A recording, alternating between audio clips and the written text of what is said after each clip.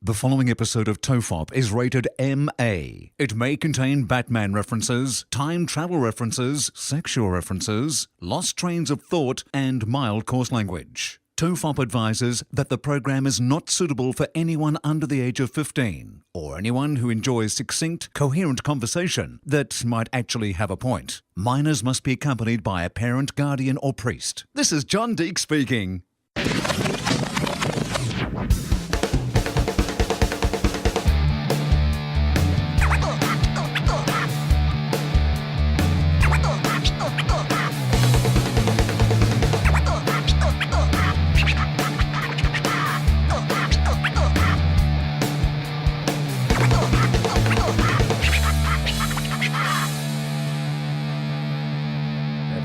This is TOFOP. I'm Charlie Clausen. I'm Wil Anderson. Hello. We were just talking about tennis, and when we're recording this, it is Saturday, so the women's final of the Australian Open, which is the big first tennis tournament of the year.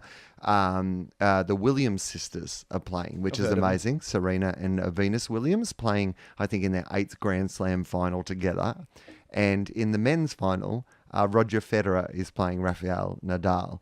The two greatest modern tennis players of our era, but two guys who were, you'd argue that Andy Murray and who's the other guy? I'm not a great tennis. Pete Sampras. No, not Pete Sampras. Yeah, Jim Courier, right?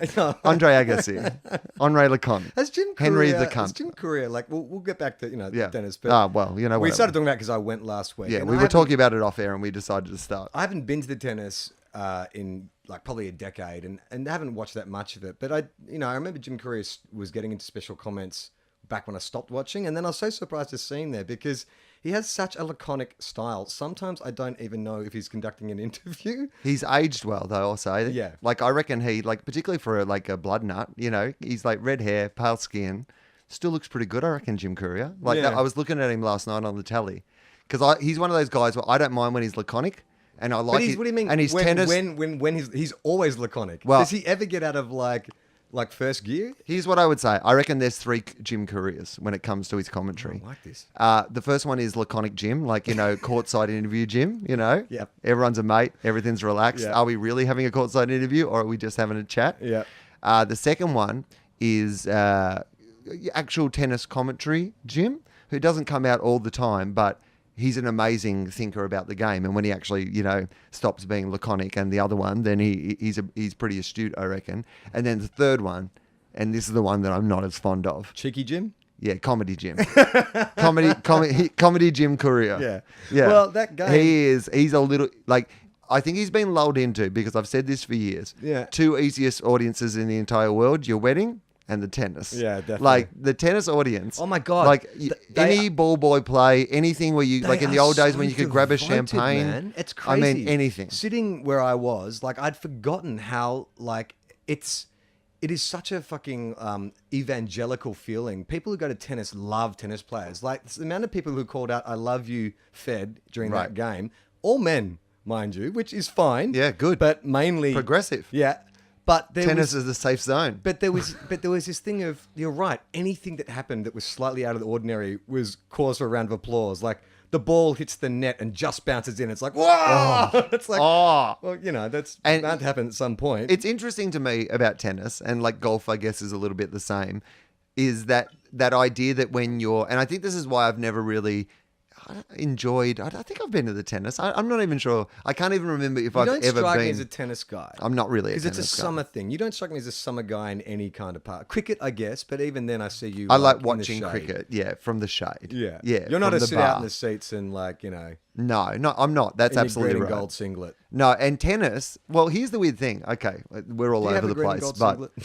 I'm sure I do somewhere. Yeah. I've been sent one. I think I got sent one by the Australian cricket team or the Australian football team, soccer team at some stage, a jersey with my name on it when they were trying to get me involved. It must have been soccer, because if it was cricket, I actually probably would have gone, oh, that's pretty cool. But I think it was during the World Cup.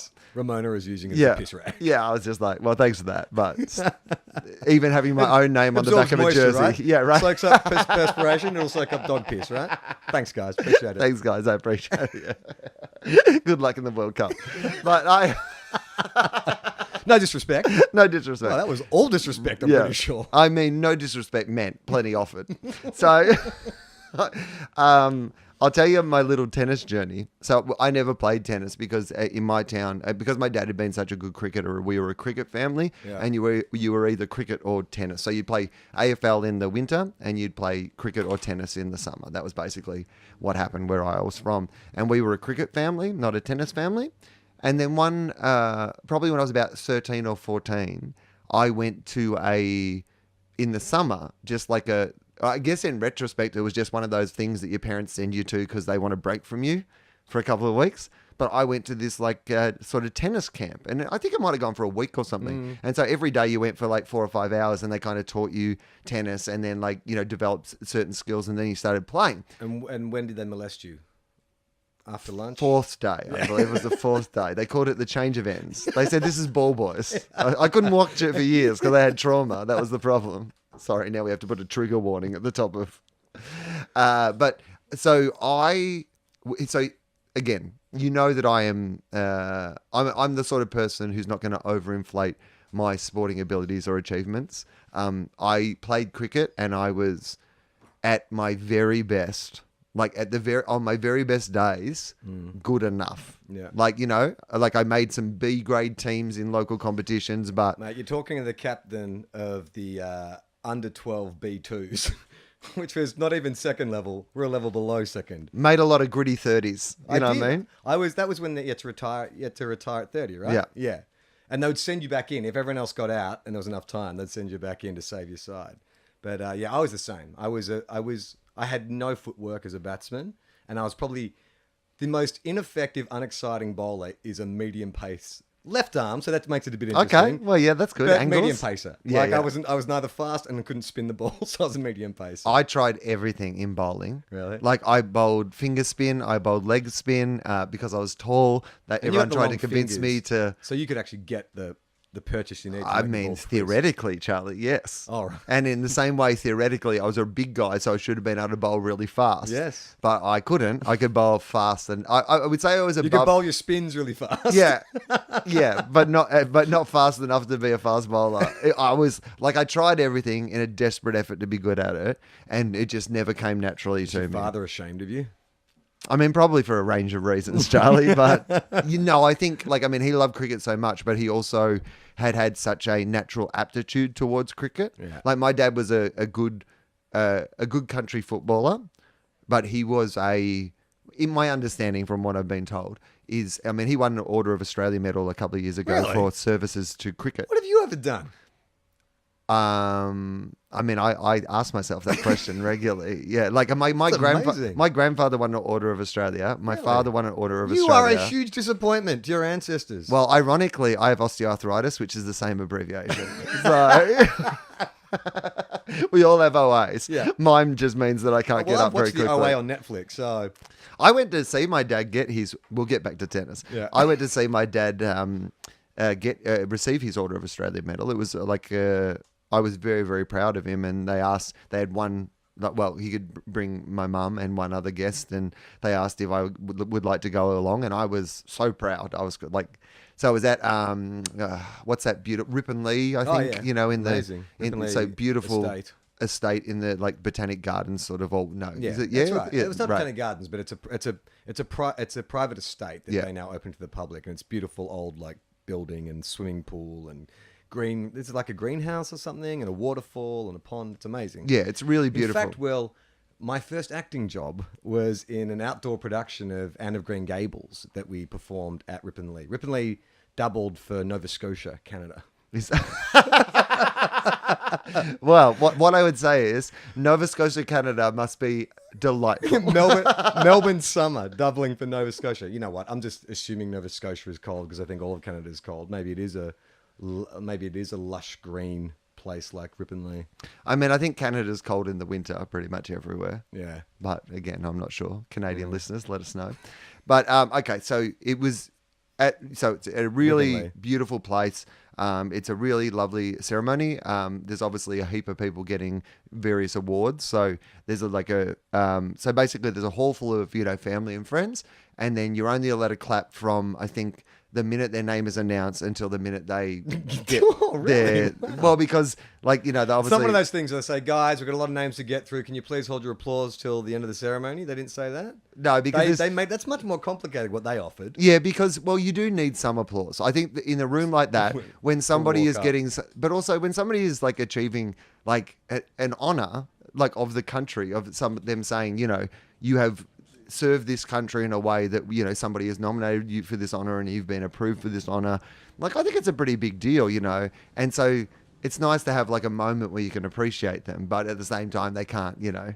So I liked it, but it did lead to some people pushing the boundaries of, you know, because they have to announce the next person. So you have to stop applauding so they can announce the next person. It's more complicated. I think it's too final line. So you deny these people their moment of applause? No. I reckon you say you hold it to the end, or you just let people go hell for leather. Like, what's the harm in, like, you know, they're getting this honor. It might be, you know, the highest honor they ever receive. What's wrong with a bit of, you know, what you don't want is like everyone's clapping and cheering and stuff, and then one guy gets up and there's only like 3 people. Yeah, like the in memoriam at the Oscars, exactly. where it starts to become a popularity contest of people going, "Oh, I really love that good dead person. Oh, I haven't heard of him." Yeah. I'm going to clap louder just to make it look like I do know who that director of photography was. Okay, so tennis. I went to this. I'll just finish this story. So I went to this thing. So they had what I imagine was a high school band. I think they may have even introduced them as like a high school orchestra playing. So they're up the back, you know, doing a range of kind of like high school orchestra music.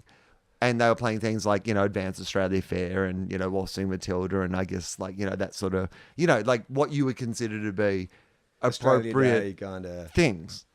But also they would eventually just like in their mix of songs that they knew run out of like ones that fit that criteria because it took like an hour and a half or whatever. So many times you can play Down Under. Yeah. So they would then just throw in something that was kind of like vaguely connected to the theme of the day. Yeah, right. So it wasn't really 100. Like it was one of those ones where they're going, oh, well, this counts because it's when you're making a playlist. So say you're making So it's all like, do they play We Are the Champions? Well, this is not a bad guess. Not 100% right. Okay. But when my dairy farmer father received his Order of Australia Medal for service to cricket and the dairy industry, he walked on stage to a high school orchestra playing Celebration. Oh, Celebrate good times, come on. That's great. Yeah, that one What made they should sense. have played for your dad was We Don't Like Cricket. Wouldn't it be great if they all had their own theme, like Yeah, the wrestling? totally. Yeah, they'd all been asked, you've won this prestigious honor. What sort of intro music would you like? Oh, yeah, like the comedy festival. If you're doing a gig, they'll just ask, you know, what music do you want to go on to? They could have that sort of criteria. But then it gets really, because someone's getting an award for like, you know, environmental science. It's like, what song do we put on for that? Yeah, or it's like, or they've written down something really inappropriate. Like they're getting like an award for stopping drink driving, but their song is Too Drunk to Fuck by the Dead Kennedys.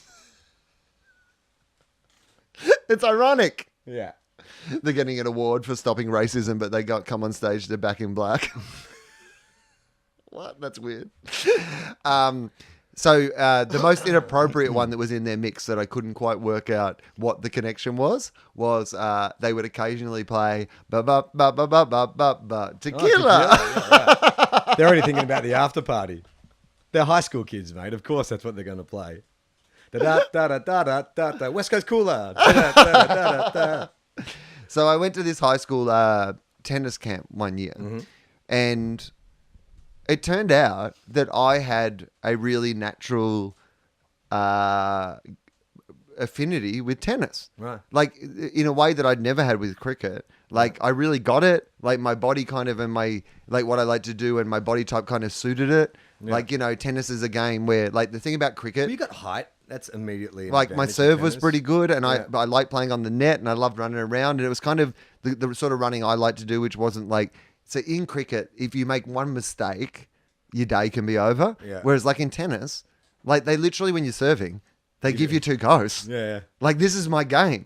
Like the thing I hated about cricket was I was okay at cricket, except I would make mistakes that meant that you didn't get to keep playing cricket. Yeah. Whereas like in tennis, you just make a mistake and they go, oh, you get a free hit on this anyway. Have another go. And it makes sense why you'd also like AFL as well, because we have point posts. But also the idea that in AFL, if you mess something up, you can just run and try to get it right the next time. Yeah. Whereas in cricket, Like, you're not allowed to run back on and try to start hitting balls after you're out. I didn't ever really play tennis, which is weird because I grew up in like an upper middle class white Right. neighborhood where tennis was everywhere. Every school I went to offered tennis. There's tennis courts literally every school I went to. But for some reason, I didn't get into it. And then it wasn't until I got in my late teens I started playing. But I was way too behind everyone else by then. The court, like, because there's a certain rhythm and a way you've got to use your body in tennis, which I think, like, you want to. That's why tennis players start as juniors, because then by the time you're an adult, what you want to start doing is that shit should be instinctive, the Right. way you move, and then you start putting all the power and stuff into it. Which, you know, I remember beating. There's one kid at my school who was like, you know, in the first for tennis, and there was some party on the weekend. We're at some guy's house who had a tennis court, and I played him just like one game. No, it was actually a set, and I beat him. I beat him like 6-3, and it was funny too because I think he started off like the tortoise and the hare. He started like skylarking, you know. Right. He sort of maybe gave me one or gave me two or whatever. Yeah. But He then, tempted fate. We've talked about in this show before when I, you know, played AFL. I was never a natural athlete, but what I was a big-hearted trier. Right. You know? And sometimes every dog has his day. Exactly. Exactly. But it was one of those teenage... It's David versus It Goliath. was one of those teenage moments where it started off just him and I, like just wearing board shorts and stuff as you do at those teenage parties, and a couple of people watching. But then as word started to spread Right. around the party that like Ned guys, was about to lose. There's a tennis game on. Yeah. And Ned's going to lose. There's a game on the court! Come on, guys. But it was seriously more... So then by the end, there's like probably 30 kids all drinking and yelling. And so suddenly Ned, his fucking reputation was on Right. the line. He was the best tennis And then player he in got school. inside his own head. Got inside his right? own head. And Ned I couldn't handle the I pressure. ran away with it. And Yeah. it fucking like... It really upset him. He Yeah. started like... Well, because you had nothing He had to a bit lose. of a Nick Kyrgios moment in Right. the last two games. Started blaming his family. Yelling at the crowd. Started blaming that because he wasn't wearing shoes because Yeah. we were playing barefoot, and he But said. were you also he playing actually accused barefoot? Me, yeah, but he accused me numerous times of me being so shit was actually lowering his game. I mean, that is a great excuse to use, though, right? The only reason I'm not beating It's you a Donald Trump-esque is you're so excuse. shit Yeah. that you have brought me down to your level. Yeah. I mean, that's pretty good. Well, they talk about in boxing, like if you fight an awkward boxer, Yeah, like sometimes, a left-hander, yeah. normally it's hard if you're a super like experienced boxer because it's just awkward. So I Well- am a left-hander. Theoretically, that could have been coming into play. Also, like in cricket, sometimes like they will bring on someone who doesn't normally bowl, and they will get a wicket because the batsman suddenly stopped concentrating Yeah. on, you know, like, or they Yeah, it's like sending down 3 fastballs and then the fourth Yeah. one's super slow. right. Yeah. And yeah, I but am if, the super slow ball. but if they bring on the wicket keeper to bowl when you're on 200, Yeah. suddenly it must get in your head of going, Why have they put oh, this I guy can't. I can't get out to the wicket keeper. Yeah. And then you start to get nervous, and then you've got Yeah. Ned head. Yeah. Yeah. That should be my strategy in life, to lull Right. people to a false sense of security in every situation. I mean, I feel like you've brought me down to your level for this podcast, so I think it's taken working. 6 years. Charlie, the cooler.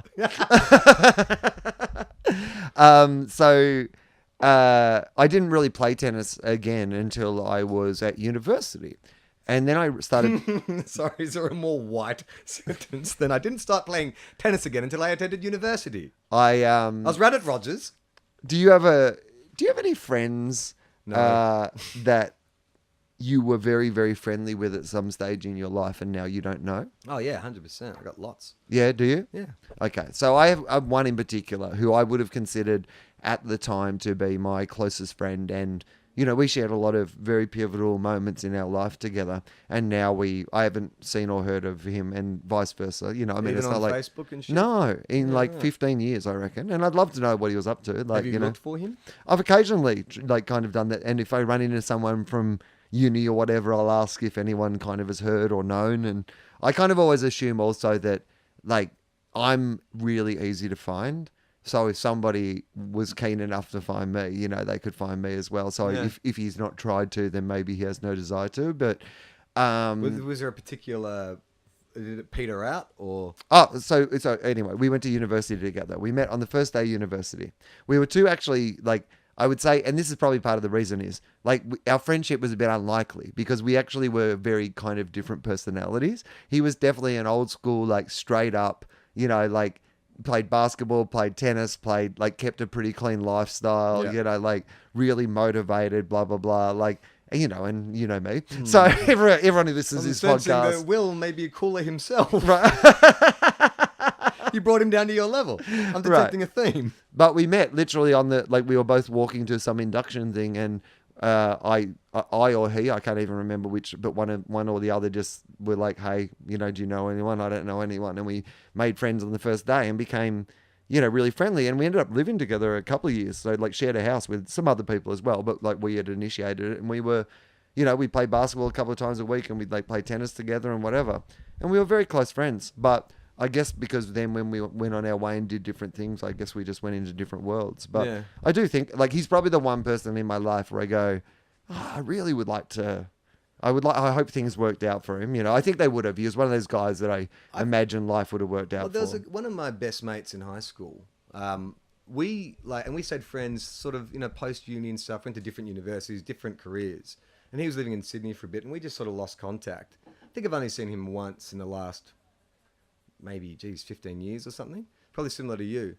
And then last year, I found an old school, what are they called? The books you get at the end of the year, school record? What are they called? A yearbook? Yearbook. And there was a photo of me when I was about 10 or 12 years old, standing with this guy, because we used to have this fundraiser, charity fundraiser, and our jobs that year was to run the music and make the announcements. So it's a photo of me and him holding microphones in front of this like old, 80s tape deck, blah, blah, blah. And so I posted it online and was like, hey, me inventing podcasting for podcasting. But I thought, I haven't seen this guy in a while. We're not in contact. I don't want to put it up if, it makes him weird. So I just cropped him out and put me in. And then he posted. Right. I had no idea he even followed me on Twitter. And he's like, thanks for cropping me out. And I felt awful. And like I wrote some kind of comment afterwards, is like, I tried to make a joke of it. Yeah. Like I have a rule that anyone more handsome than me, can't be in the same good. photo, blah, blah, blah. Sure. But then didn't hear anything of it. And I was just like, I feel bad. Like I'm not trying to, I don't know. It's just weird. It's one of those things. It's like there was no reason why we stopped being friends. I think in life, my philosophy with friendships, like I often feel I'm a bad friend because I'm very passive in my friendships. Like I believe that, if it's meant to be, it's meant to be. Like the people that I want in my life tend to be in my life. But that's not to say I couldn't work harder to make more of my friendships. And so the way I've moved through life is I've always felt like, well, I'll just travel through life on my path, trying to do, what I think I'm here to do. And if people stay with me for that journey, then that's because, they're on the same path or whatever. And, maybe it's not worth, working hard with people that I feel like, they just don't have the same kind of connection to.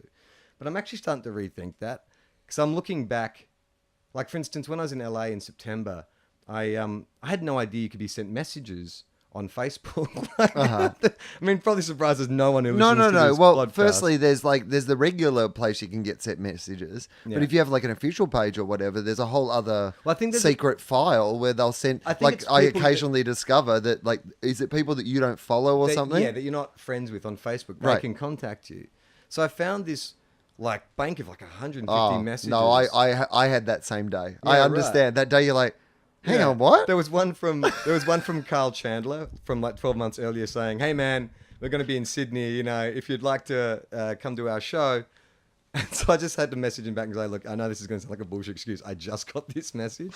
I just discovered this file on Facebook. But I have, and then I forget it's there. Yeah. I only discovered on Instagram the other day that people can send you messages. Yeah. But no, your friends aren't going to message you on Instagram though. Well, I mean, a couple of people had. Oh, really? Yeah. Well, this Facebook messages thing, though, there was a whole stack of messages from people round about the time that Mum died. Oh, okay. And it was all these friends or people who knew Mum. And so, it was funny because it was literally dudes from primary school. Right. Who had obviously been following me or had kept an eye on me after, we'd been friends. And they made this effort to just say, hey, they'd either share a memory of Mum or just, offer their condolences or whatever. And I was so kind of touched by it and thought, I'm at a point now in my life where I think in your 20s, you're all about rage and define myself and you're very, this is what I hate and this is what I love. And, it's all about you've got to be passionate about stuff. And then you get to your 30s and I feel like that tapers off a bit and you just become more focused on live and let live. And now as I move into 40, I think I'm getting to a point where I actually want to now start taking stock of the things I've done to this point. Because I feel like it's been such a charge ahead, blinders on, race to wherever I think I'm going, that I want to now stop and look back and actually take note of these friendships I made, experiences I've had, and just sort of be a bit more without sounding new age, but like grateful, you know? Well, yeah, I mean, I'm spending a little bit more time at home this year, and part of it's because I've got some things I want to do here, but part of it's because I've spent the last 7 years spending half of my year overseas, and just eventually you just miss out on your life. Yeah. You know, because when I'm here, I'm working and on the road and stuff, you just realize that, you know, you go and catch up with some friends and you go, oh my God, these people are amazing. Yeah. Like, why haven't I seen them for 3 years? Well, because I'm never here. Well, I just went to Bali for a friend's wedding, and it was 2 weeks that they'd sort of organised a mile out and, you know, like a year out. And so, you know, the whole year, I had a year this year which was very much just about me. Like, I knew that I wanted to sort of like do some classes, you know, really like read a lot of books, like all this stuff that I'd sort of been putting off because I felt like I was too busy. But it was a real year of self-indulgent kind of, I just want to try this stuff. And for that, it meant I didn't see my friends a lot this year. There's a lot of things I didn't go to. There's a lot of stuff I just sort of duck out of. And when this trip was coming up, I was like, oh, fuck, man, like, you know, the stuff I could be doing and blah, blah, blah. Get there, and they had gone to so much trouble, and it was really a celebration of their friends. Like, they just wanted everyone to get there and have a great time. They'd organized all this stuff, and I felt so fucking lucky to be there that after about a day or two, I'm like, Jesus Christ, like, I need to put more work in. Doesn't mean I have to do this all the time, but just that expression of kind of, you know, togetherness and come celebrate this moment with us, like, really valuable. I mean, I know I'm sounding like an old fart, but it's like, okay, I need to balance out the work stuff with more of those kind of moments. No, well, we had a spontaneous New Year's Eve party here because we weren't going to really do anything. Well, we had a plan to just, you know, 3 or 4 of us to have a New Year's celebration, you know. And then on the morning, so Amy was here and her work partner, Leonie, who was staying here, was also, because she had some people there being her, you know, apartment for New Year's. So she was crashing here as well. And they're both production designers by, profession. So they decided in the morning, you know what, let's just see who's around. And like, if there's anyone around, they want to come over. And then that ended up as like us. I mean, I did a lot of shopping and preparing. It's fair to say it was a good full day's work, but it turned into this really brilliant, you know, they lit the backyard and kind of, made all this amazing food. Amazing. And like, we got drinks. They lit it like Ridley Scott's Alien Spaceship, which is a weird choice. But... I mean, but they made choices and that was what was important. And it was brilliant. And we watched both sets of fireworks because they have the 9 o'clock and the midnight. And we just, can walk down the end of the road here and watch them on the harbour and stuff. And, but because it was a last minute party, like it was one of those things where most of the people who came had something else already on that day. So what it ended up being from 4 o'clock in the afternoon, probably until 4 o'clock in the morning, was 8 different parties. Oh, fantastic. So like some people would come before they were going to their other things. So in the afternoon, you catch up with some people who just came over for a bit of a drink. And then some people would be like, we'll be there for like the 9 o'clock fireworks. And we went down and did that with them, but they'd check out. And then there would be people who'd been to other parties who so it was like, and it was amazing. Awesome. And it was just one of those things you were going, we were going to do nothing today. Yeah. And through just a tiny little bit of effort and just like a little, and it was so great because it was one of those parties, because of the nature of it, I really felt like I talked to everybody well that I wanted to talk to, because there was rarely crossovers where I felt like I was ignoring someone. Like someone would tap in and I'd be like, I had a really good conversation with you. Yeah. And then they'd leave and then someone new would arrive and you'd be like, Paul Dools, Scott Dooley, friend of the show, Scott Dooley, former guest Charlie, Scott Dooley, to play James Hurd in the James Hurd telly movie. Now he's got to have some more. Too far. Scott Dooley came over and literally he walked through the door and I walked him back out here into the office and I showed him 6 minutes of highlights of AFL 360. Oh, man, as you should. I mean, look, we're going to delve into our other podcast territory for just a minute. Yeah. But just the other day I was riding and I took a break and I was like, I'm going to watch some AFL videos. And I just started watching the Saints like best 3 wins of the year or whatever, just found it on the AFL website. And then I started thinking about you and I was like, it doesn't matter how many of these games I watch. Like, you have the best game. Like, I would know that game off by heart if I were you. Like, I would know the commentary. I would know every play. I could call it. Well, I have just behind you over there, behind that stack of books over there, a DVD. It's like if you reach over, you can reach over all those books, and it's just on top there at the back.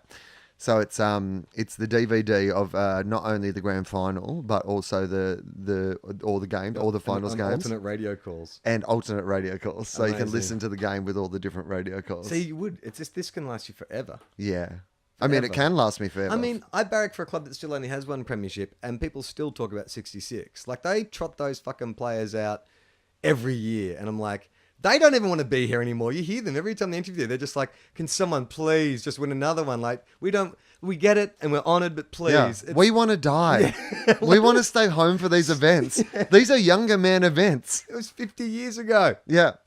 Yeah, at Hawthorn, guys from 4 years ago can't get an invite because they've got too many modern day premiership players. And that's where we end the football chat. Yeah. But back to tennis. Tennis, yeah. You know what? I love it because Yeah, when people hear this on Sunday, well, they'll know half of the result. But however it goes, it's almost like, and I don't believe any of that bullshit about, 2016 was a terrible year and time, is literally like a made up construct when it comes to that sort of thing. Personally, when everyone else was like 2016 worst year ever, I was like, Bulldogs won the fucking premiership, No, mate. mate, shut up. My TV show The won only thing that died was my shame. My TV show won both of the major TV awards this year. It was a great year for me. Yeah. Like, you know what I mean? Like You and Donald Trump. me and Trump.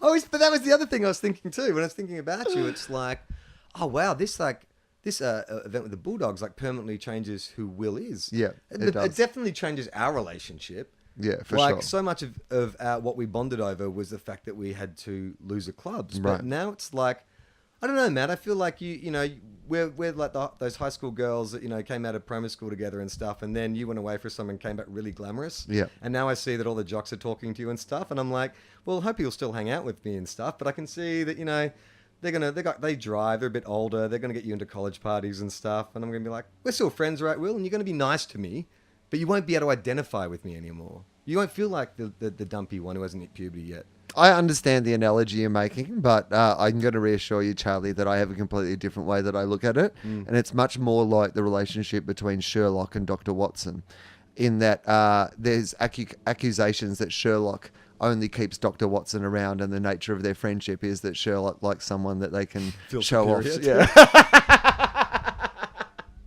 Yeah. So, it'll just be nice that, Well, you know what? I'm probably one of the few guys you can do that to, because otherwise you'd have to be friends with a GWS supporter or a Port Right. Adelaide supporter. Yeah, exactly. Well, we're still... And Port Adelaide wouldn't even count because they had theirs in the last fucking 20 years. Yeah. No, I mean, Even a Richmond supporter can hold it over you.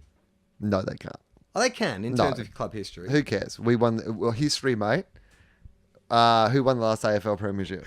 Western Bulldogs, mate. So, no, I mean, I think that it has changed me. There's no doubt about that. I know we said we were going to stop talking about football, but This is beyond football. yeah, I mean, but it honestly is one of those things where I literally do not know. It has changed me as a human being. Like, I think about it every single day. Oh my God, you would. Like every single day. There's not been a day that's gone by since it happened. And the amount of like joy, speaking of like, okay, so you know what you're talking about, those human moments, those things that make when you're like, oh, this is, because you know what? Football is nonsense. It's made up nonsense. But my career is like, what I do for a job is also made up nonsense. It's not necessary to the world. Like, it's a first world indulgence, stand-up comedy and podcasts and TV shows and shit like that. It's the same as sport. It's just made up for the entertainment of actually people who... To distract us for 1 minute that we're all going to die. Right, exactly. So, and I love it. And I've invested in it, and I've decided that's my thing that I care about. And I had also reconciled myself as a human being. Like, I'd been on that journey of hope, and I had got to the point where I was like, oh, are you willing for the rest of your life to follow and love and, whatever a sport and a team that may never give you the ultimate reward? And when I decided yes, like, you talk about how you're different in your 20s to your 30s to your 40s. It felt like it was a really pivotal moment in my philosophy of life, which was me going, no.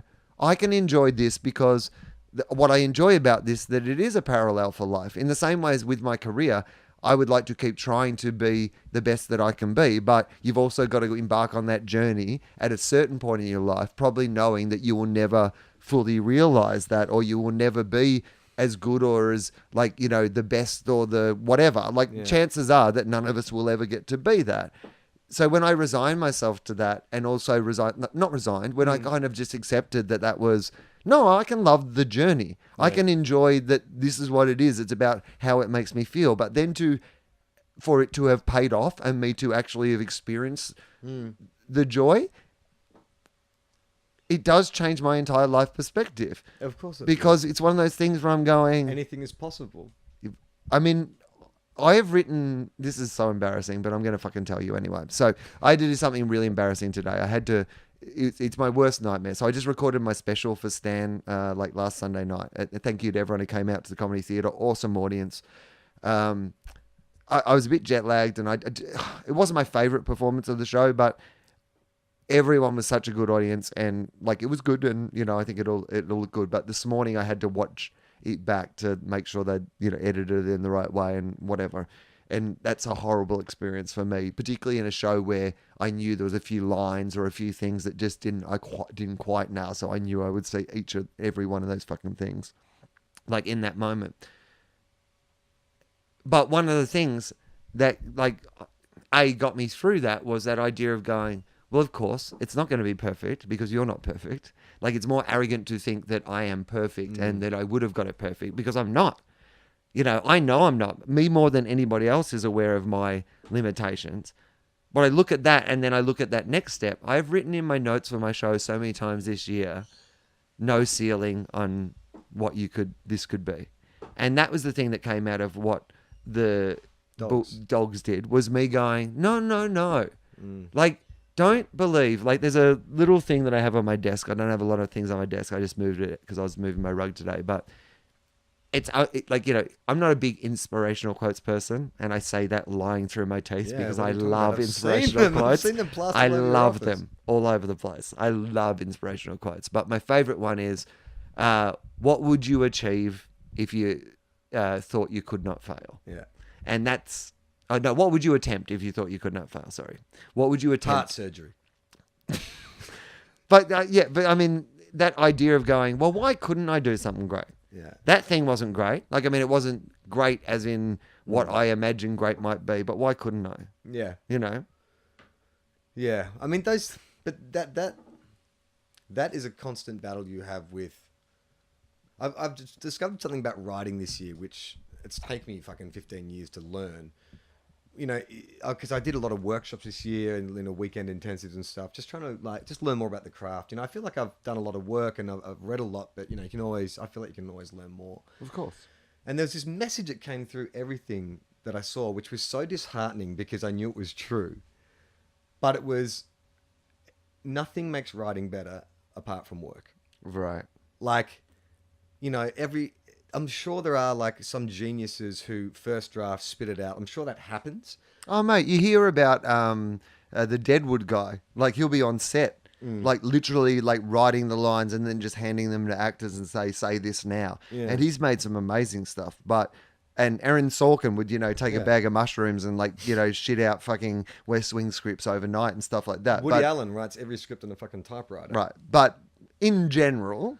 For the rest of us, if you're not, you know, well, I mean, if you're not a modern day genius. There was this script editor that Gemma worked with who had this motto, and it was, there's no such thing as a good idea. There's only an idea and then how much work you put into it. And I think that thing of, yeah, sure, I want this to be amazing. And then you get to an end point, like you put your show up or, you know, you record something or you have a read through, whatever it is, and it doesn't hit. It's the challenge. It's always, the temptation is always to just default back to, scrap it. I knew it. It's too hard. I'll never get it.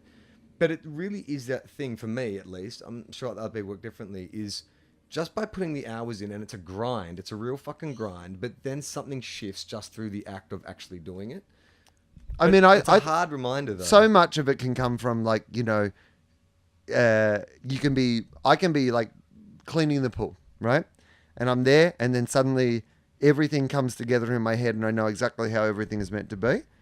But that can only happen if I've spent previously the hours that magic moment where it can all come to me, like it needs me to have put in. Gestating. Yeah, well, I mean, again, to go back to an athlete's analogy, like, you can probably, if you haven't put in a preseason, you can come back and based on your skill alone have one good game, but you're going to come back next week and, you won't be able to do it again. Yeah. Like, yes, sometimes you can have moments of inspiration where it all just comes to you, The dude who wrote Scream wrote it like in a week or 2 weeks in a hotel room and it just came out. And that's But again, those stories are often misnomers. Like they always say, Sly wrote Rocky in 3 days. Yeah. He wrote the first draft in 3 days. Yeah. He then did 8 drafts afterwards. He had the inspiration. He wrote the word Rocky. Yeah, exactly. A boxer. And then dollar signs next to it. Yeah. And then a love heart around it. And that took him 3 days. But that's the inspiration, and then everything else is actually how you put it into practice. But to go back to your football analogy, like I follow a team that hasn't had that success, has gotten very close, but I feel like, well, if you're in it for the outcome, there's 17 other teams, like you're gonna be disappointed, like. Just enjoy the moments. Like there's so many. I have seasons on DVD where we never won the grand final, but there's games I can recall and stuff, and it's like. It feels. What are you laughing at? No, I mean, but that's what I feel like.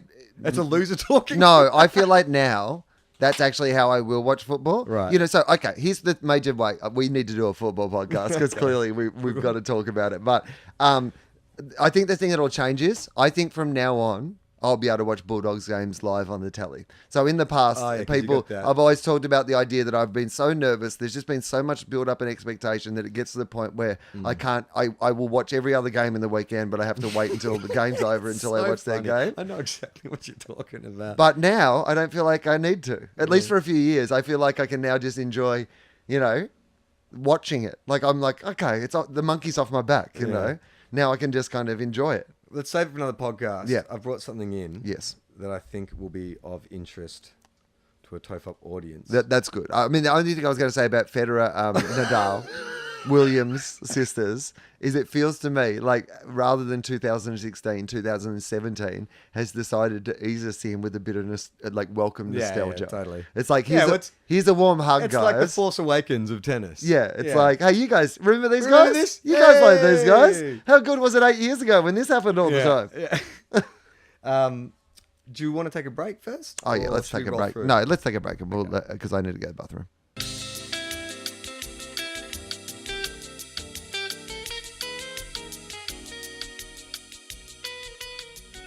And we're back. Yes. So you said you had something. What do you have? So this was I found this on. It's Gizmodo, right? It wouldn't be Gizmodo. Let's hope not. I think that's a completely different site. Gizmodo. Gizmodo. I think that would be with a J, right? Yeah. No, this is this is Gizmo as in like as in like Gremlin. Yeah. Yeah. And Gizmo as in a device. Yeah. I don't even know what kind of magazine is Gizmodo. Some sort of device / Like Gremlin publication from what you've described. I should have checked the source. It does seem to be like it's fake news. Hashtag fake news. I don't think it is. I think Hashtag fake news. Hang on. I think it's like Wired. Alternate facts.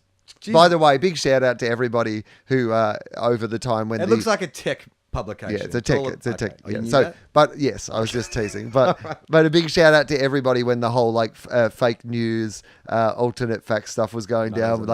Did a shout out to the fact that we were the original purveyors of fake news and alternate facts. So ahead of our time. So they compiled a list of the 5 creepiest stories of last year. Oh, okay. And there's one creepiest in what way? What's their kind of description I won't of read creepy? them all. There's one in particular that I want to read. Okay. But the creepy clowns on the rise, for instance, the phenomenon of creepy clowns. And then there was another story about disappearing shipwrecks, that these giant masses of ships are disappearing overnight. Whatever, mate. I went to Bermuda, made it back. Oh, yeah, shit. Drop mic. Take that fucking triangle. I mean, I ain't afraid of no geometry. But this story was Australian, and I hadn't heard of it.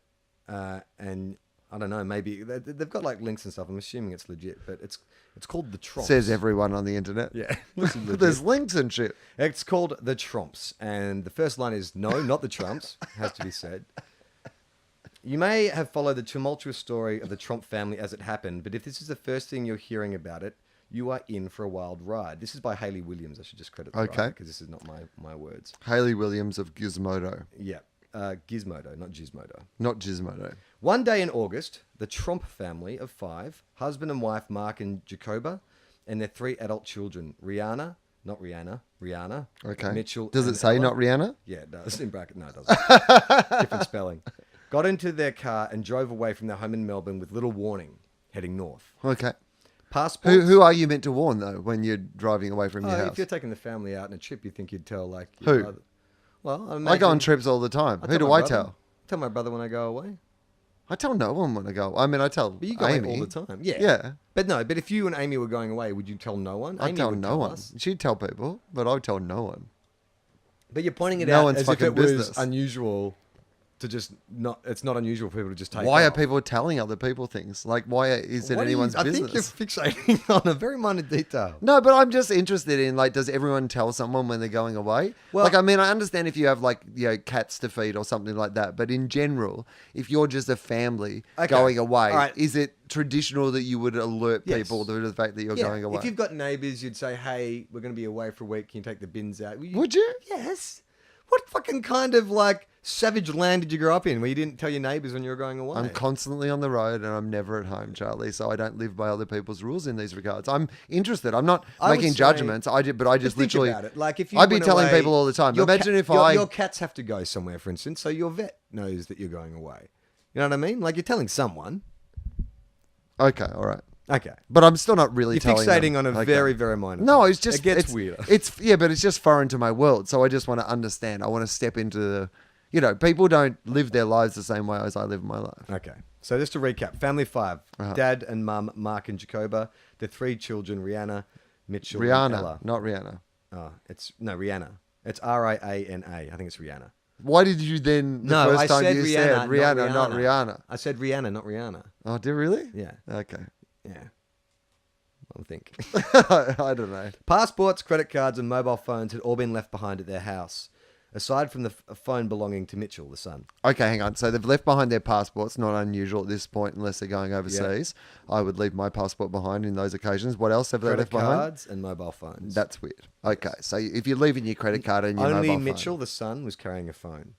He brought it along, but barely 30 kilometres into their drive was pressured to throw it out the car window as they went. So what's happening is, this is the story that's being reconstructed, like, yeah, buying obviously, something. yeah, I mean, of course. Justin and I once were touring through, I think, regional Western Australia, and we had one of our managers was doing the driving, and we had it picked up at a truck stop on CD. The latest Rodney Rood album, and we were enjoying listening to the latest Rodney Rood album for a range of reasons. In the car, and then in one of the coolest moves of all time, the girl from my management company who was driving the car has wound down the window, pushed eject on the CD player, grabbed the Rodney Rood CD, and flung it into the desert. And just kept driving. And I was like, awesome. yeah, that's a pretty cool move. I think maybe I've told this story before, but it's worth telling again. We have a friend in common. We can't name him for obvious reasons, but he was working on a TV show up in Queensland. I told you this story. I don't know. And when he got up there, it was Friday, and the crew had all knocked off early, and there's this huge party raving at this apartment where all the crew and cast were hanging out and stuff. And so he got straight to the party from the airport, put his bag down, and then everyone, got drunk and stuff, and they've gone over to the beach, to continue the party at this bonfire. And so someone's given him some acid. And so he's having this acid trip, and he's having a good time, but then he sort of looks around and realizes that everyone he knows has kind of left this bonfire party. Obviously, everyone's gone back to the apartment, but he's new. He's just taken like a hit of acid. Now, I'm not going to delve too deeply into this because obviously for, reasons...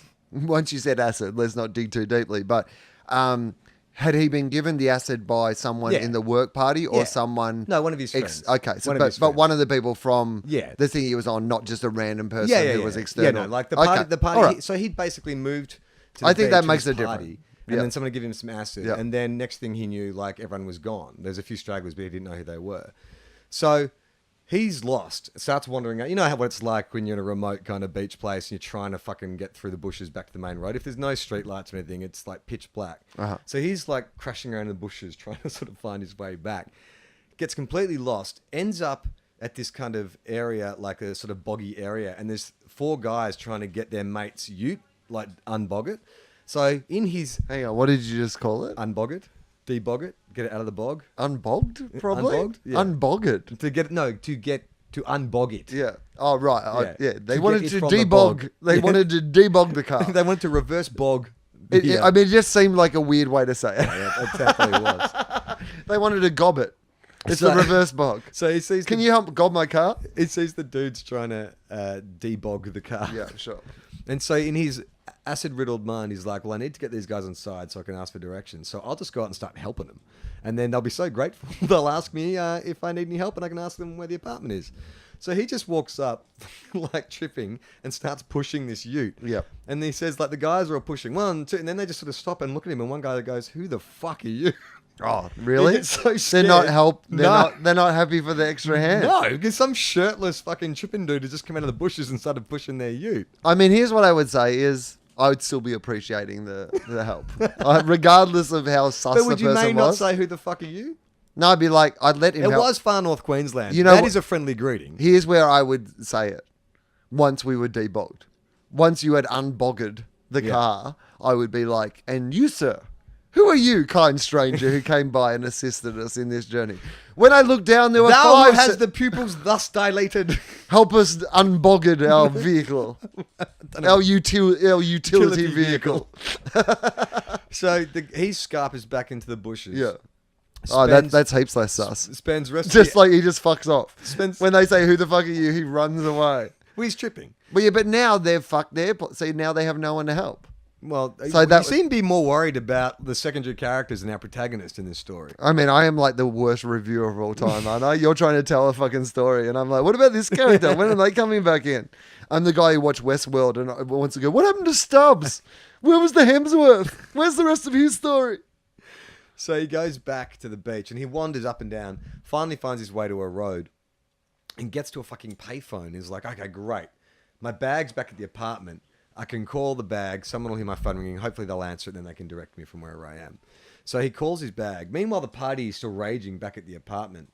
And his ringtone is his like wife or his girlfriend at the time, you know, doing this weird like, ew, ew, just like a funny little kind of like vocal trill. Right. So everyone at the party is also tripping. So all of a sudden the music stops because everyone hears this ew, ew, and it starts freaking everyone out. So they're all searching the apartment for this ew, ew. They find his bag and they're so freaked out they fucking hurl it out of the apartment over the balcony and keep going back to the party. So the sun comes up. He's finally fucking finds his way back to the apartment. He's walking down the street. He looks down. He finds his backpack in the middle of the road. It's like, it's my backpack. And he looks up and he sees the party. Everyone's like waving to him from the balcony. He's like, what? Yeah, doesn't matter. It's fine. Oh, that's the best.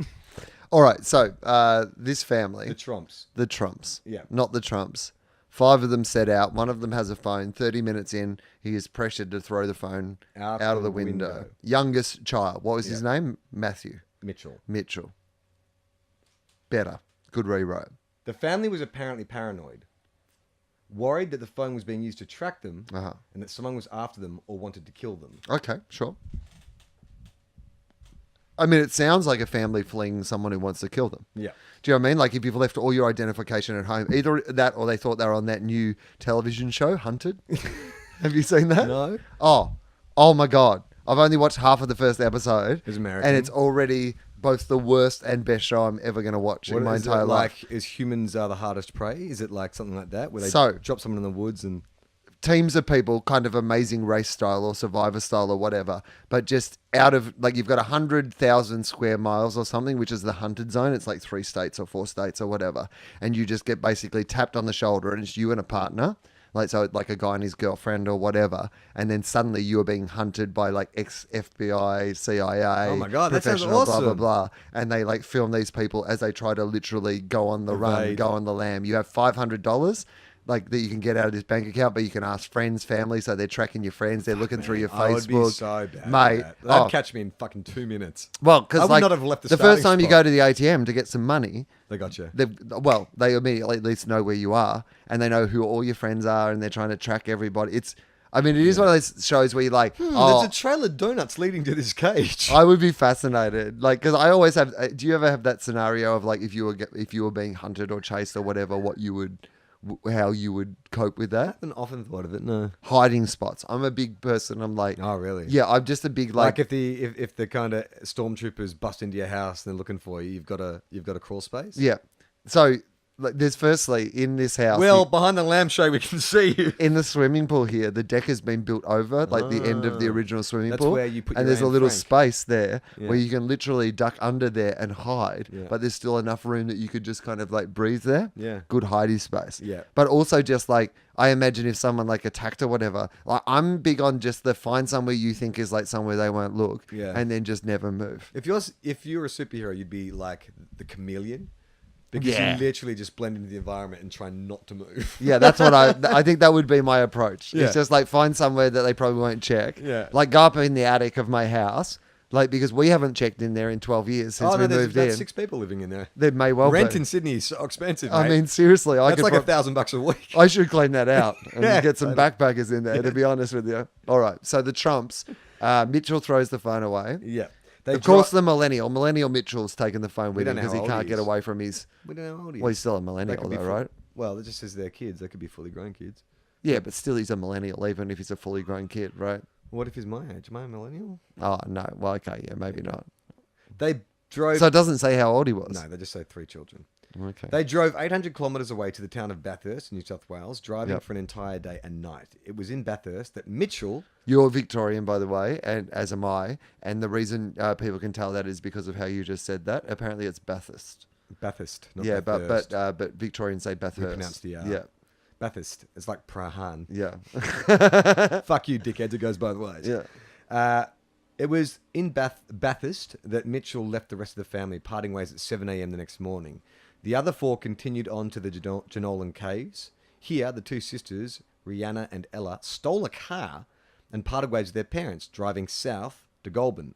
Okay, so hang on. Mitchell gets out at 7 a.m., takes off. No one sees what Right, happens so to him. Mitchell goes his own way. Yep. Back to get his phone, probably. The other 4 drive on to the Jenolan Caves. Right. Then Rihanna and Ella get out of the car and Steal they steal another a car car. and go south. And do we know how they stole the car? Have they like hot wired a car that no I one's in, imagine or you, did they? you crack the steering column and rub 2 wires together. I mean, but they haven't like carjacked someone or something like Maybe. that. There's not that many details in this Okay. article. But I mean, how do they know I how would to steal a suspect car? Is this a family full of people who know how to Okay, hot if you wire a have to car? steal, if you'd have to steal a car, jacking it is the easiest Oh, way. it's the go only to way. a petrol station. That's I what could would do. only steal a car that already had the keys in it. Yeah, Or 100%. someone Oh, yeah, like there's 100%. I don't know what to do otherwise. Or if you had time, take something for a test drive and then just try and fucking get the guy. yeah, out but of the that's car. an elaborate plan. It doesn't feel Yeah. like they had the when time you're on to. when you're on the run, when you've been yeah, hunted. they didn't go down to Jenolan Caves Toyota and go, I want to test drive a fucking Corolla.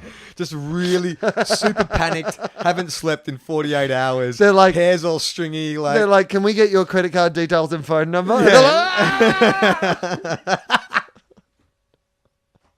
What we just need is your passport, your credit card details, and your phone number. If you all right. So Mitchell fucks off at 7 a.m. Okay, Mitchell's They gone. drive on a bit further to Jenolan Caves where Rihanna Yeah. and Ella get out and they steal a They car. steal a car. Their own car, and they head south to Goulburn.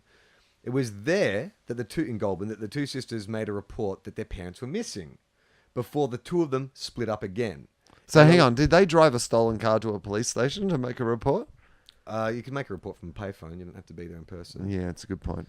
Before the 2 of them split again. Again, I'd still like to know the details though. I'd like to know how ballsy they were. Did they drive a stolen car up If to you a were police paranoid, station? which sounds like they were, Yeah. you wouldn't go to a police Okay, station. probably not. That's true. Although we don't know, like, I mean, we can speculate when we get to Okay, the bottom of the sure. article. Ella left to go home, arriving back at the farm on a Tuesday night and finding the police there, investigating.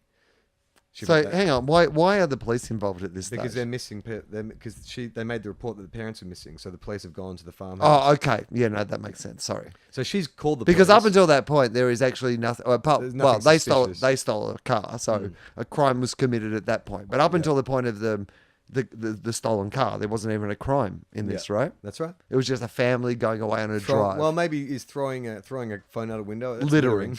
There's a littering offence, and there is I guess there's Once again, Will picks up on the inconsequentials. driving unlicensed is technically you're meant to have your driver's license with you at all times. That's So true. somebody was driving unlicensed, and there was a stolen car. So there is, and the missing people. So there's some crimes. Jeez, you are the most Thorough? pernicious Thorough. fucking prosecutor. I mean, look at you. You've played a policeman. You can't yada this shit. You've got to investigate That's it true.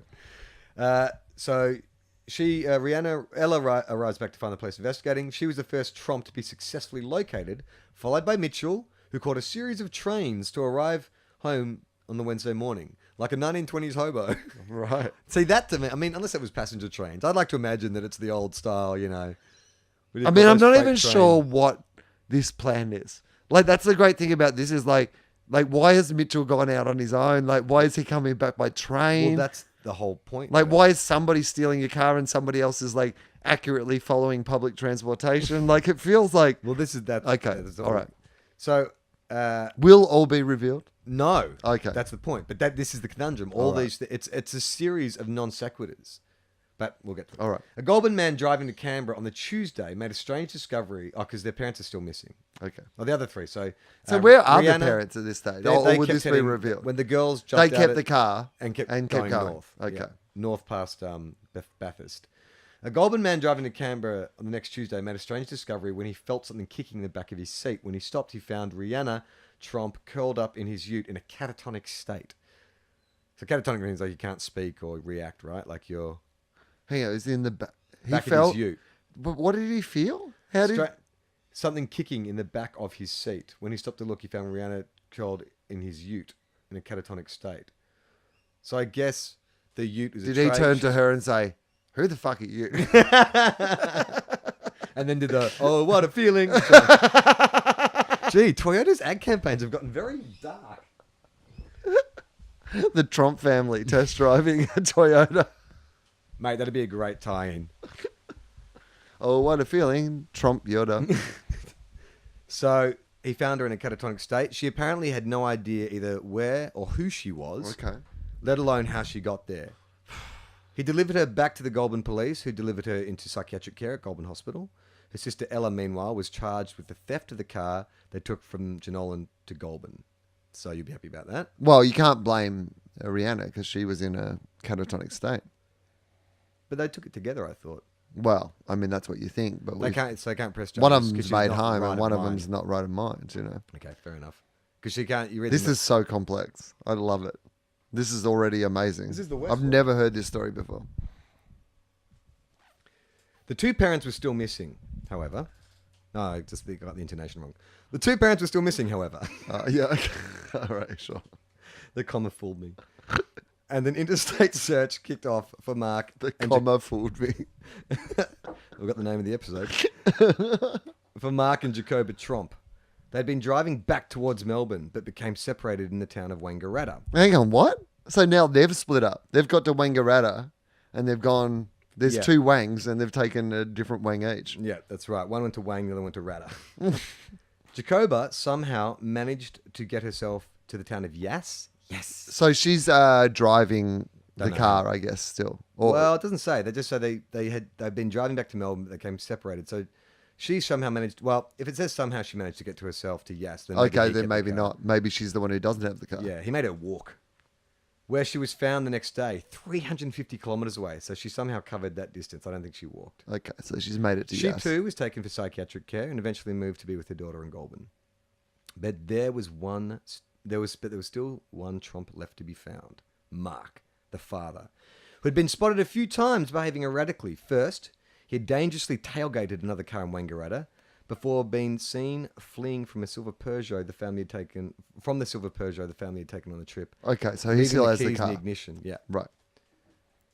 But he ran off from the car, leaving the keys in the ignition. The search ramped up after a night of heavy rain in the area, with rivers becoming swollen and searchers becoming worried about Mark's well-being.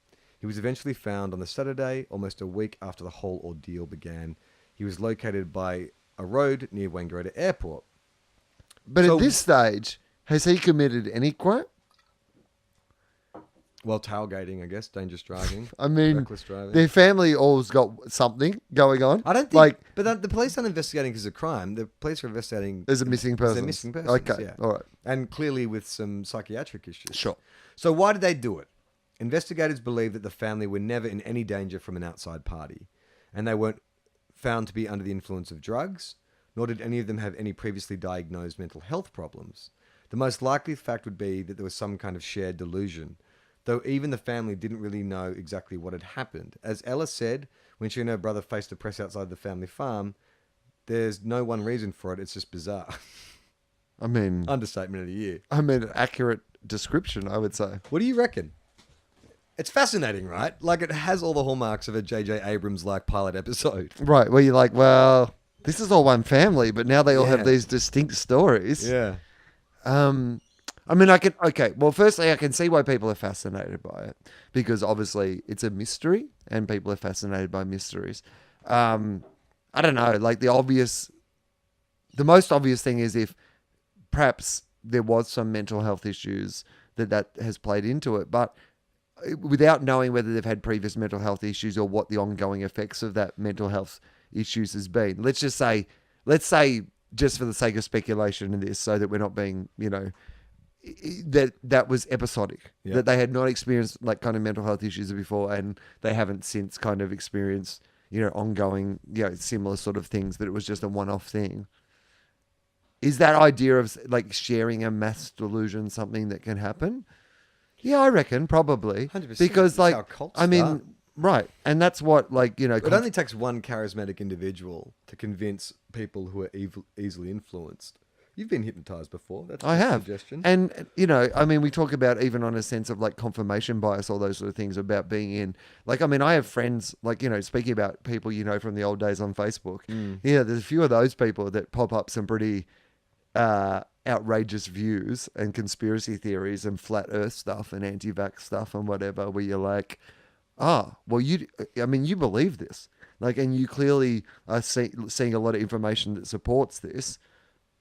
Yeah, I mean, human history is full of people being deluded into believing something is true that's not true. So I guess that probably is the most... Do you want to hear what the experts speculate? Of course I do. So I don't know. This is a website I've never heard of. Okay. It's called Start 60. Yeah, fake news. Is it really? No, I mean... Expert has a new theory about the Tromp family's disappearance. Okay. You might remember the story of the Tromp family. Yeah, we just talked about it. I do remember it, actually, yeah. When they were all found or returned home, the rumours, theories, and allegations started. No doubt you've heard them all. No, I haven't. No. Really today, Please give us a recap. We're going to stop talking back to the articles. It takes a lot longer to read. They're not rhetorical. They were on psychoactive. These are the examples. They're on psychoactive drugs. They had financial trouble. Well, psychoactive drugs is one of those things where you'd immediately, but it said in that article that you read that they were clean of drugs. So they were mentally disturbed, or they were caught up in a cult.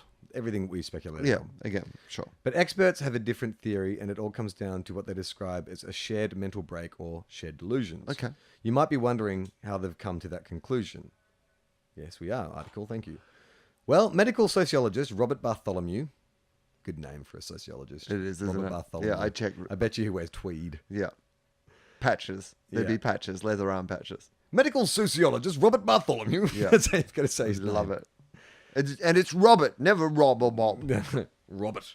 Claims the Tromps Oh, fall Bob victim... Bartholomew. No, it's not Bob, it's Robert. The Tromps fell victim to what he calls small group panics. Okay. Quote, most episodes involve normally healthy people who, as a result of a series of unusual events, grow paranoid and literally scare themselves after growing convinced that their lives are in imminent danger. He wrote on his blog on Psychology Today. He claims... Psychology Today is... reputable. Yep. A blog. And they have a link. But... they have a link which I'm not going to click. I'm just going to assume that it doesn't go to Breitbart. He claims fatigue. Global warming is a Chinese scam. Yeah, that's what we're going to find out. Yeah. That it was feminism. Yeah, it was feminism that caused it. Yeah. All these women started marching. Yeah. See, this is what happens to normal families. He claims fatigue and fear cause members of a group to become emotionally unstable. Within this atmosphere of fear, members begin to redefine everyday objects and events in a new light. It is within this context that a car backfiring may be perceived as a gunshot Right. or rustling in the bushes mistaken for a monster or a hostile gang member. We've all been in those situations to a certain 100%. extent where I can still like get you scared suddenly walking get scared about something and that noise means something completely different. Yeah, completely irrational fears too. Yeah. As it turns out, the Tromps aren't the first family to make headlines for simply disappearing. Mr. Bartholomew pointed to several other cases in the past 60 years, including that of an Australian family who claimed they survived an extraterrestrial adventure in 1988. You might remember that case when the Knowles family, not Knoll family, because, well, he doesn't go to outer space, he goes to Crazy Horse. Well, when he can get in. You might remember By the that way, case. I have stayed out of the Shannon Knoll Crazy Horse because Shannon and I have history that you either may know about, and if you don't know about, you can Google it and you can find it. But I got sent that article. I was overseas and like literally 50, 60 people sent me that article. Like first thing they thought was like, Will needs to see this. And I appreciate that. And I thank each and every one of you. But I feel like that Shannon does not need me to be piling on to the fact that he is Shannon Knoll and let him back into Crazy Horse. That's your maiden speech as you run for Parliament. My favourite bit of the story, I will say, and again, I'm not here to revel in his misfortune, but the fact that while he was being tackled to the ground by the bouncer, apparently passers-by started singing "What About Me?" That's not true. That's what it said in one of the articles. Might be fake news. Who knows? Right, but Yeah, you might remember. You might remember that case, the family that disappeared in 1988. The Knowles family thought they were being stalked and nearly abducted by a UFO. They claim they saw floating in the sky. Hang on, I just should point out there's a number of spelling mistakes in this article. Okay. So I'm getting a bit nervous about. Sure.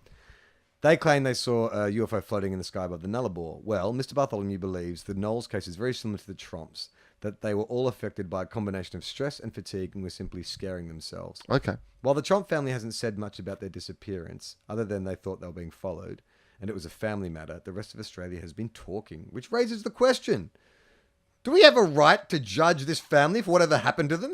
No. I mean, there is a part of me that even when we were talking about it is like, and I guess that's why I was asking about the crimes. Yeah. I mean, I guess they stole a car and they tailgated somebody and like they littered a phone. And I know why it's fascinating because none of us can explain it. But do we have a right to judge or a right to intrude too much? I mean, I guess a little, but not too much would be my... I don't feel that, from what I've read online about this, I don't feel like people are judging. I was actually surprised by that summation, that last paragraph. I think people are more just fascinated because, well, that's what fascinates me. It's like, well, you know, I don't believe in aliens or supernatural abductions or whatever. So what is the actual scientific explanation for this? I think that's more fascinating than any supernatural cause that, you know, people might be...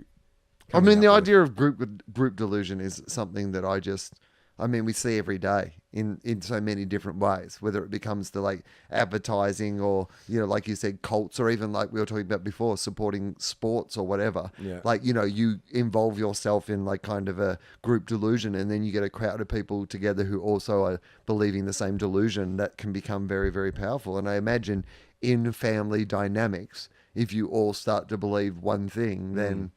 Well, all you know, if they had a very charismatic father or mother, one of the two kind of... Or like, kid. I feel like it was the kid. No, I think... Had the phone it till has the to be last an- moment. Has to be an I authority feel like he was figure. no, Mitchell was like, yeah, but maybe he was like a Damien or like, you know, the kid from the Twilight Zone episode who could control everything and you just had to be nice to him. Yeah. I mean, maybe it's all on fucking Mitchell.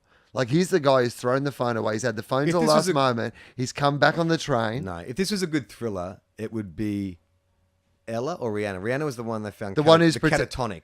I think the catatonic, yeah. If this was a film, Yeah, if it was a film, here she we would- are talking about yeah. how we're going to judge Yeah. and speculate. No, well, if Now it was we're a turning film, their film into if it was a fucking film, she'd be blockbuster. the Kazasose. Yeah. Yeah, you'd realize at the end, Yeah, 'cause is she she's like, catatonic. yeah. She'll she- get up and walk out of Yeah, the wheelchair. exactly, yeah. Do you want to hear some more theories? Yeah, of course. Police Chief Mark Knight Oh, that's Now good. this is Mamma Also the name of the now this is- cartoonist from the Herald This is Sun. Mamma Mia reposting from the Daily Mail, so make of that what you will. The mouldy bread theory. My favourite... What? Hang on, what? This The is multi-bread. Moldy. Oh. Moldy. This is Sergeant I thought it was like Mark a multi-universe. I was like the multi-bread theory. No, like the mouldy. universe is like a sliced bread. And This is so everything's in quotes. So this is Okay. Police Chief Mark Knight speaking. Yep. My favorite theory is moldy bread, aka ergo-induced psychosis. Ergo, E-R-G-O-T. yeah, ergo. Strangely enough, ergo. It's a policeman term. Ergo. Yeah. Fuck yourself. Now, strangely enough, ergo or The carb. Australian version of Fargo. They do the same Here you joke. go, fuck yourself. Fuck yourself. Strangely enough, ergo or carbon monoxide poisoning was my first reaction. Ergo poisoning is a type of poison that occurs when an individual consumes a specific type of fungus Okay. found on rye and crops such as wheat and barley. Ergo can cause confusion, hallucinations, and other mental health. Right, so this issues. is That kind of sounds- like your magic mushroom style. Yeah. You eat the wrong mushroom, you It have could be a combination delusion. of all these things. Yeah. Okay, these But ones. moldy bread, I didn't know that moldy bread could get you Mate, can we fucked get up. some Let's moldy get some bread? bread. Let's get some bread and Leave it leave it out in the heat. Yeah. In other news What do today, you- what do you- obscure podcast host Wil and Charlie were found dead. Police found crumbs around their mouth. They think they may have tried to eat ergo. Ergo, fuck yourself. That will be the headline in the Daily Telegraph. Ergo, fuck themselves. Like, they'll post our actual mortuary photos, our dead faces, and it'll just be ergo, fuck yourselves. And then a sub-column from Andrew Bolt, why these limousine lefties had to go. Eating white bread. And then in the middle, Moldy there'll be white a bread. poll about who did you hate more, Wil or Charlie? It's like, I feel like the Telegraph is biased. Who did you hate more? Whose death did you celebrate the most? When you heard they were dead, Yeah. who did you rejoice in the most? In their 50-50 comments column, it'd just be all those text messages. Oh, Like, the next day. yeah, It'd be like, hashtag fuck TOFOP. yeah. Yeah. I bought 2 loaves of bread today. White bread. Fuck you, TOFOP. 50-50. Gary Dennison. Second theory, mob trouble. My theory is that there's a deep secret that has yet to be revealed. Nothing medical about it, i.e., they're in millions. For example, they're millions in debt and have a contract out on them. They fled, trying to escape, hence the tech-free explanation to the kids. Yep. Got caught by the mob, then some other things happened. Well, there is like a lot of like organized crime in Australia. Why would they throw the tech-free thing? Because they don't want to be Well, tracked. so you want to be traced. But the mob do that? Yeah, mate. Oh, They're the find my mob. friend, find my phone. Yeah, yeah, find my iPhone. Mate, what am I talking about? I could fucking track you now. Yeah, exactly. Owing I'm mon- right here. Don't have to look Spoilers. too hard. I'd win that hunting show. Owing money and fleeing from dangerous debt collectors was my first thought, I have to admit, but it seems deeper and weirder than that, really. It's possible that they are in some sort of trouble, and now, with this bizarre mystery, the whole country and decent amounts of people around the world are paying attention. Makes them pretty untouchable. I don't Right. think... That seems like a huge fucking lie to construct with 5 people. Like... I mean, I think moldy bread is more likely than the mob. Yeah, because they all got fun. to get out of the mob, that is like a weird. But they all got plan. discovered individually. So they either had to have watertight stories when Mitchell got out of the car. Because otherwise, if you interview 5 separate people about the same event, you know, for it to match up as it obviously did, you know what I mean? Right. Like, Yeah. Exactly. I don't think it's a mob thing. No. I think moldy bread. the mental health theory. Yeah. It sounds to me like an isolated, very close-knit family with at least 2 mentally ill parents. Again, to me, Okay. it seemed like an illness the parents suffered from, came to a crisis point, and set off 2 other family members. I could see that. Well, that's it because like some mental illness can be hereditary as well. So And also, we still don't know how old the kids are. Like, if Right. they're young kids... hang on. your I'm parents gonna will- Google that. Let's just find out how old the Tromp kids were. Mitchell Tromp age. I'm just gonna put and let's see how that works out. Mitchell Trompage. Sounds like a private school prefect. Mitchell Tromp age. The Tromp family. All right. Well, okay. Here we go. The Age. That's a reputable newspaper. Oh no. Okay. This is actually from the. Okay. Let's just see if it has the age in here. You've gone let's- to the age for the age? The age for the age. Yeah, that's you know what that's why it's why it's come got up the first. age. It's not actually the best thing. I put in age, and it's come up as the age. Yeah. Oh, that That is How old is Mitchell? that is very disappointing. Yeah, okay, that's a very good point. All right, hang on. How old Mitchell Tromp? How old Mitchell Tromp? How old Mitchell Tromp? Mark Tromp found is the Tromp family suffering a folie à deux. Oh yeah, what is that? I saw that word. What does that mean? All right, let's. Do you speak French? Oui. Okay. From the Sydney Morning Herald on September the 10th. So this seems to be the... I love how this show has turned into Encyclopedia Brown. Among the many images gleaned from the Tromp family's ill-fated car journey from outer Melbourne to the wilds of New South Wales, along 15... This is Chris Johnson writing in the Sydney Morning Herald. The finer details are thin, but the family found Rihanna, 29, the eldest child, of the successful berry farming family. So they were a bit... Tromp berries. Yeah. Here's what we know. So she's 29. She's so 29. The parents, you'd think would have to be like 60s, late 50s, 60s? Yeah. And then I guess 50s, 50s or 50s. 60s. Yeah. So, and look, they look like pretty normal people.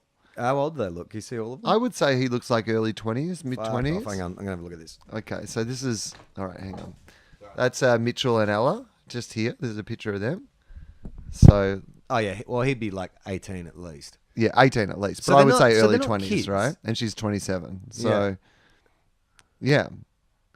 Who's that? And that's Rihanna, still in hospital. Oh, sorry, Charlie's like, who's that? No, not what I was expecting. Hello. Hello, Rihanna. And that's the Tromp dad? And Yeah. who's giving the bird? Yeah, Tromp- and Tromp Mark, mum. that's Mark Tromp there. And mum's flipping the bird. Oh. No, that would be kid. Yeah, that's that'd got to be Mitchell, probably. But yeah, so And that's Guy Pearce. Guy Pearce in The Adventures of Priscilla, Queen of the Desert. So, And that's not the Daily wow, Mail. that's really interesting. 5 days. In all, it lasted 5 days. And okay, here we go. In all, it lasted 5 days, but time appeared to shift for the Tromps, as if they'd entered some sort of temporal zone far away from normality and the usual chronologies of family life. They had to eat in that time. How come no one saw them eating? It culminated. Here we go.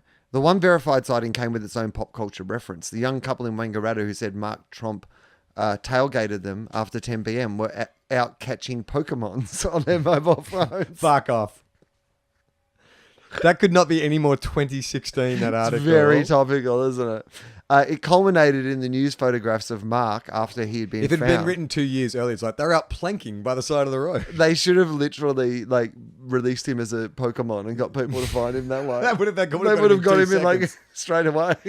There's a family of Pokemon that have escaped. We got him at their front gate.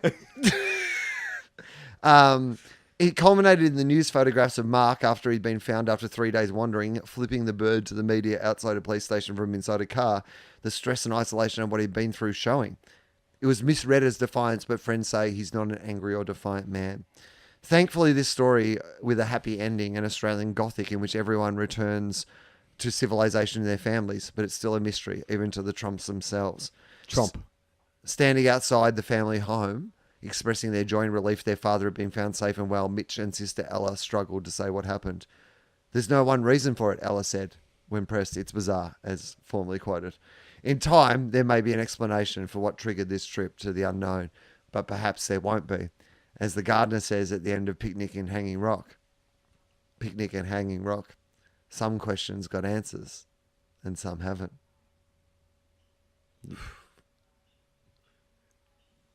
There you go. So it is. It's a mystery. It's fascinating. I love those kind of stories. Copyright TOFOP. Tromp.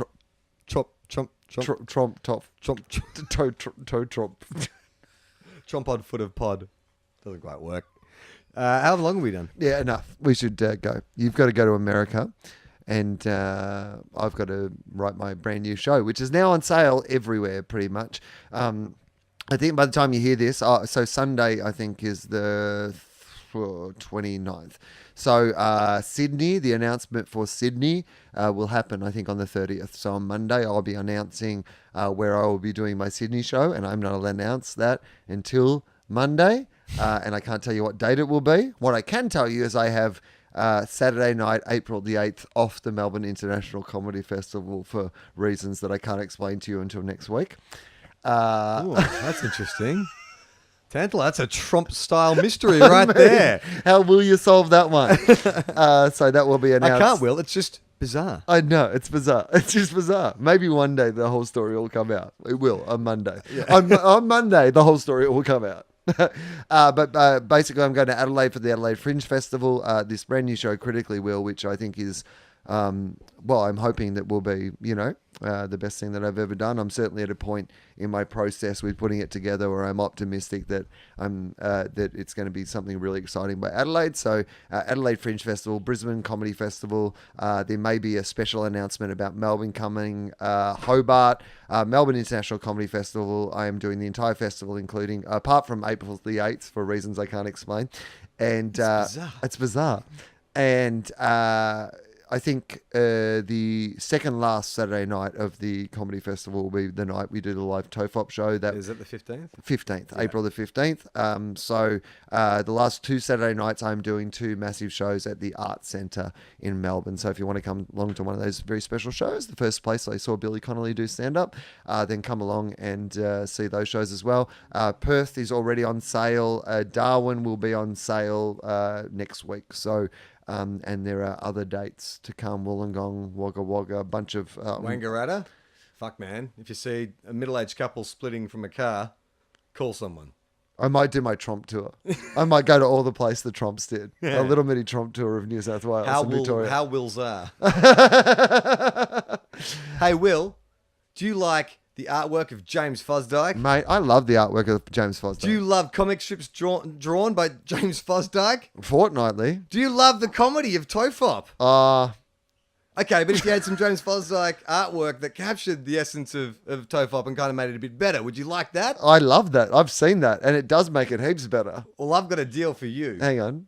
Tell me. Sign up to our Patreon page. Okay, for how much? Well, from $1, as little as $1 a month. You get what? You get everything. Well, a lot of things. Not the book. You get everything we have, plus James Fosdyke's Everyone Relax, 3-strip, comic strip panel. It's not 3 panel. It's never 3 panel.